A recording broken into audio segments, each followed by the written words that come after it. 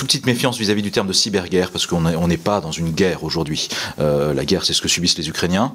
La France, elle subit une contestation, une confrontation, contestation systématique de notre modèle dans toutes ses dimensions, dans sa dimension démocratique, dans sa dimension économique, etc. Oui, guerre, peut-être pas, je me méfierais de ce terme-là.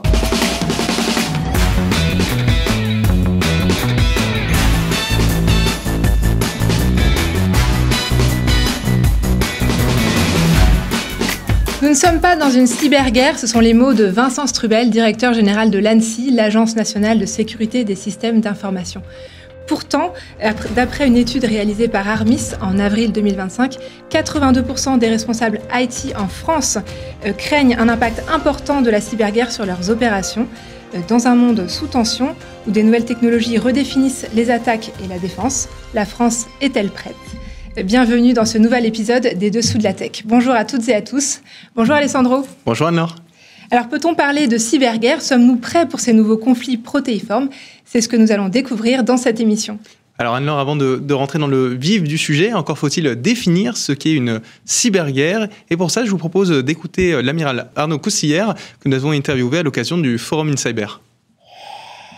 C'est une arme que les États vont utiliser, le plus souvent de façon un peu masquée à travers des groupes de partisans, pour déstabiliser et aller chercher des secteurs d'intérêt dans l'État, comme la santé, les attaques contre les hôpitaux, comme les transports, comme tout ce qui va toucher autour de l'énergie, autour de voilà. Donc c'est ça qui fait le côté très déstabilisant de la guerre numérique. C'est à l'intérieur d'une confrontation globale entre nations, puisque la guerre aujourd'hui est toujours globale, économique, culturelle. Il y a des opérations militaires dans cette guerre, mais elle est plus large. À l'intérieur de ça, on va utiliser le plus tôt possible cette capacité pour ingérer dans les affaires de l'autre. Et c'est ce que l'on voit aujourd'hui très très fortement. Quand on écoute l'amiral Coussière, ce qui est intéressant, c'est que pour lui, c'est une arme dans la guerre finalement. Oui, et surtout une arme qui n'a qu'un seul mot d'ordre, la donnée. Et cette donnée, elle circule partout, tout le temps. Celle qui alimente les infrastructures critiques, les hôpitaux, les transports, les administrations. Bref, la data est devenue un enjeu stratégique. Et il y a une phrase que prononce chaque expert cyber. Il n'est plus question de savoir si l'on va être attaqué, mais quand. Et ce dicton, il peut s'appliquer évidemment à l'État et à toutes les organisations qui en découlent. Oui, parce que lorsqu'on pense cyberguerre dans l'esprit collectif, c'est l'idée du shutdown complet où tout un pays est bloqué sans préavis. Et c'est d'ailleurs un peu la peur que tout le monde avait à l'annonce de la guerre entre la Russie et l'Ukraine. Oui, mais finalement, c'est bien plus vicieux que ça. L'objectif pour l'attaquant est de déstabiliser l'État ciblé ou même de semer des graines dans un réseau informatique. D'ailleurs, lorsqu'un État essaie d'en attaquer un autre, il prend toutes ses précautions, comme l'explique Clément Domingo, hacker éthique. Faire de l'attribution, c'est risqué. C'est risqué dans la mesure où moi, aujourd'hui, je peux t'attaquer et me faire passer pour un acteur ou un cybercriminel qui viendrait de la Russie alors que je suis en France, me faire passer pour un cybercriminel qui viendrait de la Chine alors que je suis au Sénégal. Donc, tout l'exercice même donc d'avoir des services spécialisés, on va pouvoir venir, teinter, de venir concrètement découvrir la signature d'une cyberattaque, parce que qu'on le veuille ou pas, certains cybercriminels, des cyberattaques laissent une signature. Donc certains ont un peu une manière de hacker, une manière de pirater. Quand on écoute Clément Domingo, on se rend compte qu'il est très difficile d'attribuer une attaque cyber à un pays. Quand elle est bien faite, l'attaque, elle est d'abord très difficile à tracer. Elle requiert plus souvent une énorme coopération entre les pays. Et puis ensuite, elle implique un jeu de diplomatie très important avant d'attribuer l'attaque à un État.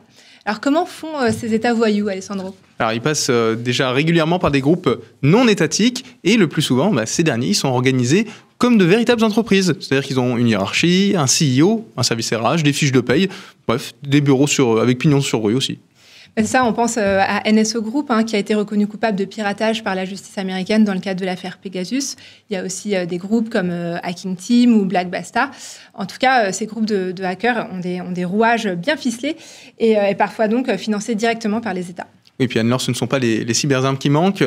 Ransomware, DDoS, phishing ciblé ou encore des intrusions directement dans les systèmes de données. D'ailleurs, il faut remonter à 2010 pour trouver ce qui est considéré comme la première cyberarme. Il s'agit de Stuxnet, un virus sophistiqué qui aurait été développé par les États-Unis et Israël. Alors attention, c'est pas garanti, il n'y a pas de sources qui permettent d'être sûr à 100%, mais leur objectif c'était de ralentir le programme nucléaire iranien. Et contrairement aux autres malwares qui sont un petit peu plus classiques, Stuxnet visait des équipements industriels. Le virus a réussi à saboter une centrifugeuse de l'usine de Natanz et il a causé des dysfonctionnements qui ont été maxés. Les ingénieurs n'ont pas pu les voir et résultat, on a vu des dégâts physiques causés par un simple code. Cette attaque, elle a marqué un tournant en montrant qu'un virus pouvait devenir une arme stratégique capable de frapper sans aucun bruit ni aucune explosion. Et puis le cadre réglementaire, il reste assez flou, Alessandro. On voit clairement que le cyberespace peut s'avérer dangereux. Raison de plus pour bien se défendre. Alors, est-ce que la France est bien préparée? On a posé la question à l'amiral Arnaud Coustillère. Au niveau défensif, la première chose, c'est la création de l'ANSSI. 2009, une ANSSI qui est de plus en plus importante et qui est devenue aujourd'hui, je crois qu'ils sont à peu près 700, avec une accélération depuis le plan de relance pour descendre le plus bas possible dans l'organisation de la société française, avec des plans de relance, avec France 2030, avec la création d'ACIMA, avec aussi la gendarmerie, les ministères de l'Intérieur et les polices judiciaires qui sont beaucoup mobilisés pour aller à la rencontre des citoyens, des PME, des TPE. Voilà, donc ça c'est la partie société civile qui traite la criminalité et qui traite le début des attaques d'importance puisque c'est l'ANSSI qui va analyser ou qui va être le premier indicateur quand il y aura une attaque importante contre l'État ou contre le gouvernement. L'ANSSI derrière s'appuie sur les services de renseignement, bien sûr. Elle n'agit pas tout seul. Donc ça, c'est la défense de l'État global. Et puis ensuite, au ministère des Armées, c'est la création de la capacité de cyberdéfense, qui est la tête de chaîne du défensif et qui a des ramifications un petit peu partout dans tout le ministère.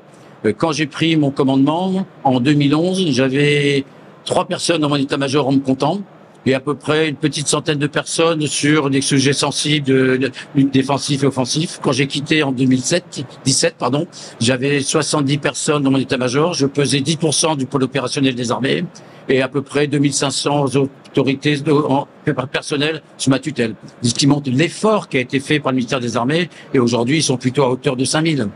Alors 5000, si on fait le calcul, alors en 14 ans, les effectifs du ministère des Armées ont tout simplement été multipliés par 50. Je pense que c'est donc assez clair. La France s'équipe de cyberdéfenseurs.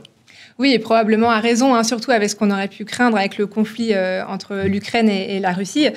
Si Clément Domingo préfère parler de cyber-escarmouche, il y a quand même eu beaucoup de cyberattaques. La Russie mène depuis février 2022 des attaques contre le service Starlink dans le but d'entraver l'accès des Ukrainiens à Internet. Et le service de protection des systèmes d'information a décompté 4315 incidents, soit près de 70% de plus que l'année précédente. Oui, ça montre qu'il y a cette déstabilisation et cette volonté persistante de gêner l'adversaire, parce que l'Ukraine, il faut le dire, fait la même chose avec le soutien de ses alliés. Si on en revient à la France, je pense qu'on ne sera pas trop de 5000, parce que l'écrivain Kirgils, considéré comme un expert de l'armée russe, a déclaré, je cite, « Ce qui est particulièrement frappant, c'est en ce moment, dans les activités de cyberdéfense de la Russie, c'est qu'elle ressemble à la préparation d'une attaque ouverte contre l'OTAN, en particulier avec la reconnaissance et la préparation de sabotage des liaisons logistiques, des réseaux ferroviaires et bien d'autres à travers l'Europe. » Alors espérons donc qu'en plus des cyberdéfenseurs, des moyens sont et seront investis. En effet, on peut légitimement se poser la question de la place de la France et de ses capacités à se défendre, voire à attaquer. Je vous propose de regarder cette carte qui date de 2020 et qui indique l'indice de la cyberpuissance des pays du monde. Et on remarque que la France n'est pas si bien placée que ça, Alessandro. Oui, mais rassurons-nous, ce n'est pas catastrophique non plus. On le voit sur cette carte réalisée par The Power Atlas, où la couleur la plus foncée, c'est pour les pays qui sont considérés comme des puissances cyber. Les calculs ont été faits selon 27 critères, et sans grande surprise, évidemment, ce sont la Chine et les États-Unis qui sont les plus puissants. Le Royaume-Uni, quant à lui, complète le podium. Et la France, la France, elle a un niveau similaire à celui de la Russie, à celui de l'Allemagne, du Canada, d'Israël ou encore de l'Australie. Ça reste donc dans le top 10, mais assez loin des leaders. Oui, alors, la carte date de 2020, donc ce serait intéressant d'avoir une nouvelle étude, mais bon, ça reste un bon indicatif. Marc Léonard, le cofondateur et directeur du Conseil européen pour les relations internationales, a d'ailleurs dit quelque chose d'assez complémentaire. Les grandes plateformes américaines ont un niveau de souveraineté supérieur à celui de certains États. Et d'ailleurs, on remarque que les pays sont bien distingués, hein, pas d'Europe, hein, c'est un peu chacun pour soi. Et l'Europe qui préfère réglementer, c'est un peu devenu sa spécialité, hein, avec la directive Nice 2, le Cyber Security Act, le Cyber Resilience Act et bien d'autres. Et voilà. Mais bon, il reste encore du travail, hein, comme le rappelle Vincent Strubel, le directeur général de l'ANSSI. Écoutez-le plutôt. Le travail qui doit être mené maintenant au niveau européen, c'est plus de poser de la norme, hein, parce que je pense qu'on a tout ce qu'il faut. C'est d'implémenter ces normes, pour certaines qui ne le sont pas encore.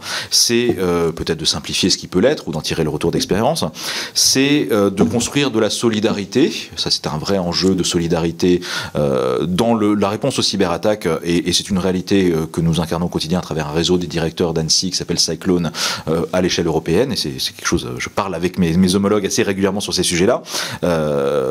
Et aussi évidemment un soutien à l'industrie qui a été marqué par des programmes non spécialisés, mais sur lesquels je pense qu'il faut en faire plus, évidemment à l'échelon européen, pour développer des acteurs de proximité.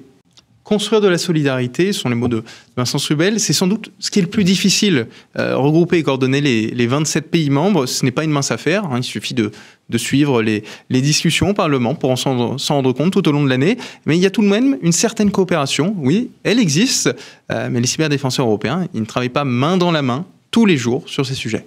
C'est des propos plutôt encourageants, hein, de Vincent Strubel sur la capacité de la France à se défendre face aux cyberconflits. Et pourtant, est-ce que c'est simplement ça, une cyberdéstabilisation, l'envie de paralyser un pays avec des cyberattaques ou de paralyser une organisation avec des rançons-logiciels ? En réalité, il y a beaucoup d'autres facettes à la déstabilisation cyber. Les attaques, elles ne visent pas seulement à faire mal, hein, mais aussi à envoyer un message. On parle de désinformation, de fake news et d'algorithmes qui servent à manipuler l'opinion publique. Effectivement, et puis on a beaucoup parlé des atteintes aux élections américaines avec Cambridge Analytica, mais aussi des cyberattaques présumément russes pendant les dernières élections européennes, ou même les Macron Leaks en France. Ouais, des attaques qui visent à déstabiliser, à désorganiser des territoires d'un point de vue politique. Je pense aussi qu'on peut poser la question des réseaux sociaux, hein, qui sont peut-être des armes cyber pour certains pays. J'aime bien cette citation de Sensei, hein, qui dit que gagner la guerre, c'est rendre l'ennemi incapable de se battre sans même le confronter. C'est exactement ce que font les Chinois avec TikTok, finalement, hein. L'algorithme va être différent en fonction des pays.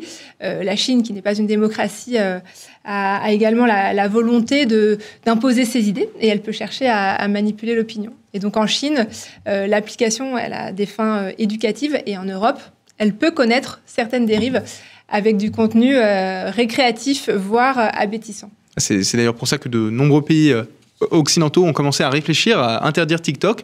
Alors Donald Trump, lui, on avait carrément fait une affaire personnelle, on s'en souvient, même si pour l'instant, il s'est rétracté, puisque TikTok est toujours disponible. Il y a 2 ans, le président de TikTok, quant à lui, a été auditionné au Parlement européen pour être bien sûr de ses intentions et que la Chine ne soit pas trop derrière l'application.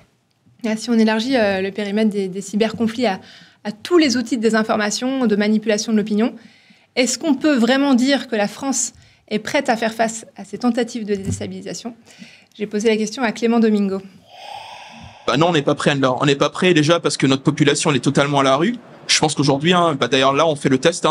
Je te prends au mot quand tu veux. On va dans l'hypercentre de Lille, on va dans le vieux Lille, on prend des personnes au hasard. Déjà, on commence à évoquer ces termes-là. Ils sont totalement perdus. Je te parle même pas du b.a.-ba, de savoir déjà est-ce qu'ils ont une capacité classique à protéger leurs données. On est vraiment très loin. Secondement, comment on essaie peut-être pour la préparer, cette dissuasion, cette cyberguerre-là, peut-être aussi en formant plus, parce qu'aujourd'hui on est quand même face à un domaine qui bouge tellement, et je pense, même si ça reste pour moi un buzzword, mais c'est pas aussi un buzzword parce qu'il faut aussi en être conscient, il faut aussi s'en emparer, il faut aussi l'épouser, voir comment elle peut nous aider, parce que j'ai bien aussi aimé un peu avoir aussi ce axe-là sur l'IA qui veut nous aider, mais l'IA vient aussi, qu'on le veuille ou non, mais extrêmement changer notre consommation, notre consommation à l'information, notre moyen de lire de l'information, et donc un peu ça commence vraiment à flirter, à s'entremêler avec le cyber. Et si on n'a pas cette capacité-là à prédire le futur en formant des experts qui pourront demain répondre à des menaces qu'on ne connaît pas encore et qui sont en train d'être développées, on est vraiment très très très loin. Et tout ça pour dire non, on n'est pas prêt. Bon, Clément a clairement sa réponse à la question de l'émission, mais ce qui est super intéressant, outre l'axe de l'IA qui va apparaître de plus en plus dans les cyberattaques, mais également dans la cyberdéfense, c'est déjà le cas, eh bien, il y a l'axe de la sensibilisation. Alors, dans l'écosystème numérique, et ces acteurs, c'est un mot qui revient quotidiennement, mais force est de constater qu'il reste encore du travail pour éduquer la population sur ces différents sujets.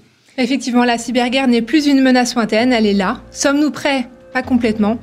Il nous faut continuer à sensibiliser et à se doter de moyens pour se défendre dans un cyberespace plus que jamais complexe et sensible. Merci Alessandro, merci à toutes et à tous de nous avoir suivis. Retrouvez tous les épisodes des Dessous de la Tech sur la chaîne IT for Business. Et quant à moi, je vous dis à très vite pour de nouvelles aventures.